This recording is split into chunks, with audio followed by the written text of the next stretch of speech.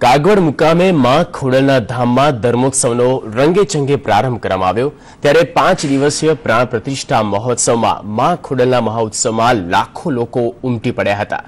એક તરફના દ્રશ્યોમાં જોઈ શકો છો ડ્રોન દ્વારા માં પાસે આશીર્વાદ માંગવાના હોતા નથી। એવું છે માં દરેક સંતાનને સરખું સુખ અને સમૃદ્ધિ આપતી હોય છે, આપણા સમાજને ક્યાંય પણ ભેદભાવ કરતી નથી।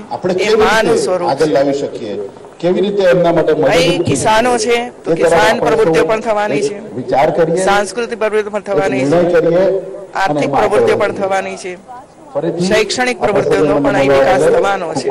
એટલે સંપૂર્ણ પ્રમાણે એક એવું ઐતિહાસિક આ સ્થાન હશે કે એકલો ભક્તિનો મેળાવડો નહીં હોય, શક્તિનો પણ મેળાવડો હશે અને આર્થિક સમૃદ્ધિ પણ વધે, દેશ ભાવ પણ વધે અને સુખી અને સંપન્ન બધા પરિવારો એના માટેની પ્રવૃત્તિ થશે।